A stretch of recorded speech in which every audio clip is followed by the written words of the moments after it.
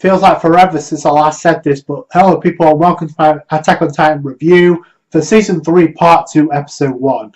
And right away, it did not take long for them to get in the swing of things.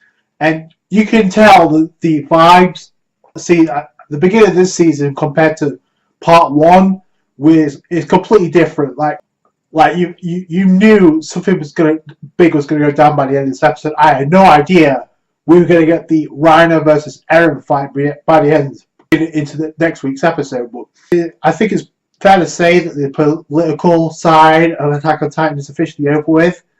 Not to say that what weren't great episodes, they were. It just took a different direction where a lot of people weren't comfortable with it. And we were like, is this the same show? But this is definitely Attack on Titan for sure.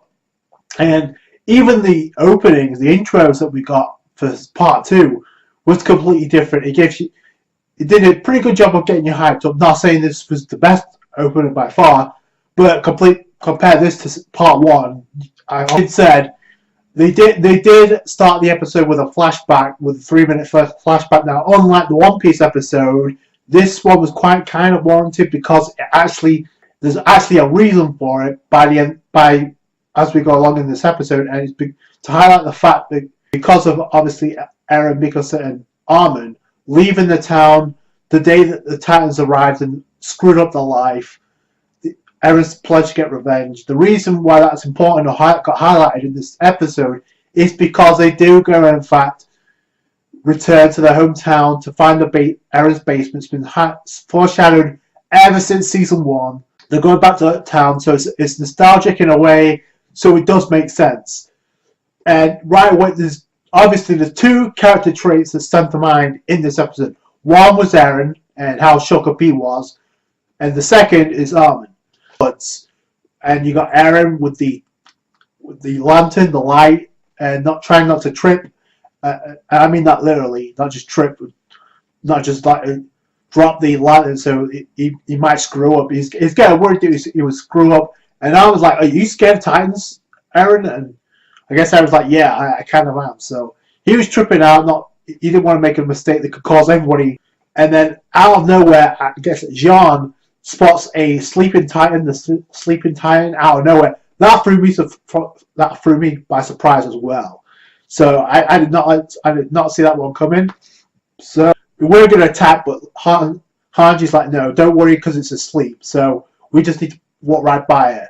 That seems so casual. He just walked right by it without a struggle. Then immediately something is up because you knew this was going to be a struggle right from the get-go. Then we get introduced to the opening, which I got to say, like I said, it does get you hyped up. But the thing to note is the visuals, and it can give you a prime perspective of what we could expect in this arc.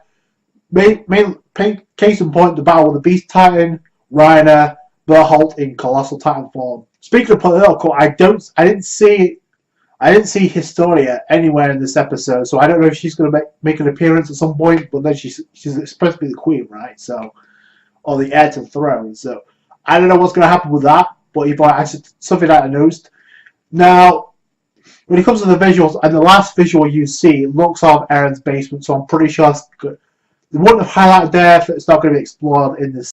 So, and the fact that I highlighted a battle like this soon, I have no idea what's going on. We know from the visual, though, that Mikasa, Eren, and Levi are going to get up to something big. And whatever it is, it's going to lead to a confrontation between Mikasa and Levi. But either way, they have to survive, right? So the implication being is these three, at least, are going to make it out. What's going to happen to the rest, I have no idea. So the whole purpose is to plug up the wall, and obviously to get to the basement, right? That's been the MO. But the problem is they blocked up what. So Eren goes into Titan form. He plugs up one hole. He's about to plug up another. It's the same hole that the armored Titan or Reiner busted through way back in the day. So they do manage to get one down, and then they'll find an area to pin the Titans so they can just finish them off. That's how the Titans were thinking, and they decided to do the same thing. The Titans didn't attack the first time Eren went to Titan form. Although you did see Berholt and Reiner looking on. It looked like Reiner was hiding. Berholt was hiding in one of the walls. Now, we didn't really know at that point which wall it was going to be. We just knew they were hiding, lying in wait. You can see the vibes you got. Okay, it's about to go down. Here, they should have realized Eren's plan returning. They should have noticed his transformation, but yet they didn't attack. So Commander Erwin, Armin, and even Eren to some extent, he was like, no, this is too easy, and I did like how Mikasa was like the only one who said, oh, but believe in yourself. Like this, in terms of Attack on Titan, something would have happened. So nobody attacked, so they kept pursuing on. You had Armin leading one group and by Commander Erwin, so that was kind of cool. And we get, I did find it funny how Armin was kind of tripping a little bit because he's not somewhat of a leader. He does have great ideas and he's a genius of the group, but when it comes to like actually leading the charge, he's kind of nervous in that regard. So he was tripping too because he realized if I screw up, this is it not just for me but for everybody else. So I need to be on my game. And Commander Erwin's being asked, "Are you sure about this?" And Erwin's like, "He's one of our best weapons." So I love that because it proves the fact that he could be a vital key in this season. I don't know how vital, but we'll see as things go along. So send a squad and go searching all over for Titans.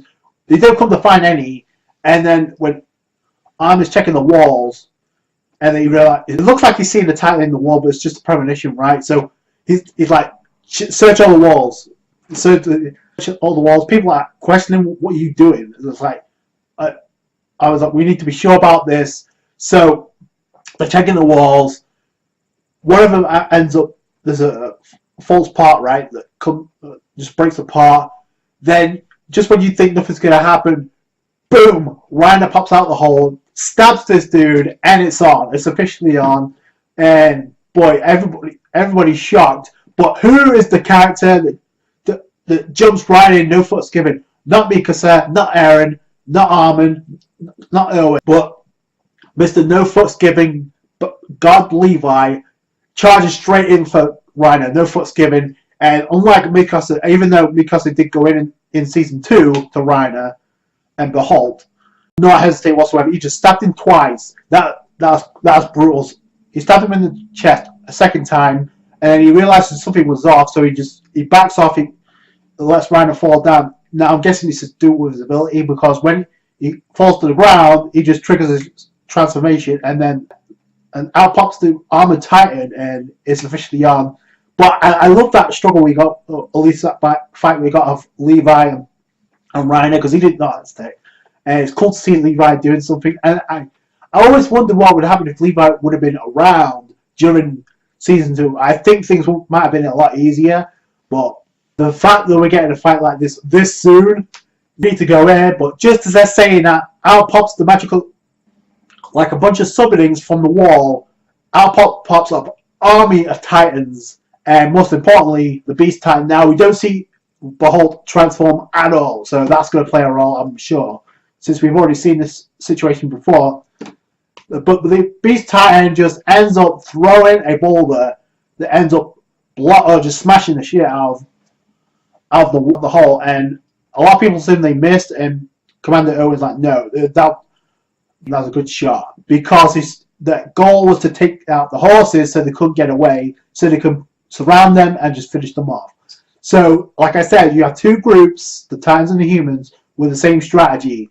Now let's see what happens, because Owen was like, this is it, to settle this, the battle between humans and Titans, it's time to settle this once and for all. So the fact that they said that is going to be a monstrous battle. I can't wait to see what happens next. But I do have a situation. It looks pretty bad for the humans right now, at least when it comes against the Titans, because we know how broken the Beast Titan is and how intelligent the Beast Titan is.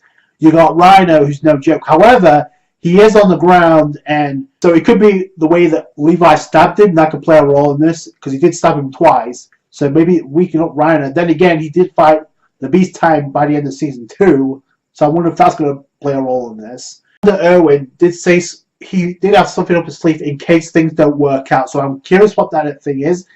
It could be something to do with the injection needle that Kenny Ackerman gave to Levi at the end of season 3, part 1, or it could have something to do with Eren and the fact that he's a coordinator, right? so he can command the Titans with his abilities. So that could be a plan of her. We don't really know, but it's about to go down, and to say there's going to be a major death. And I hate to say this, I hate to say it like a Debbie Downer, but judging from that visual of Eren, Levi, and Mikasa, and the fact that Armin's not there, something bad could happen to Armin. I hope not, but just look.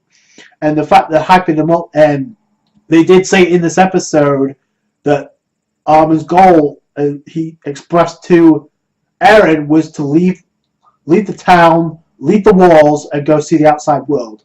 And Eren did say within a year we'll be able to do that. But what happens where Eren completely snaps is because they're in the hometown, the site of the very first tragedy. It was the Colossal Titan that ended up starting all of this, and then Reiner obviously busting the wall, so it just makes sense that these are the two Titans they end up finishing with, and it could be Armin that ends up getting sacrificed. I hope not, but see what happens next. Looks like we've got Reiner versus Eren, the rematch, and if you look very closely, Eren gets a pretty good shot on Reiner, so that has something to do with Reiner's weakened state in Armored Titan form, but those are my thoughts. Please tell me in the comments. That's going to do it for today, guys. Thank you guys so much for watching. Like this review if you did. Subscribe to for more Attack on Titan. Hey guys, thanks guys. Bye.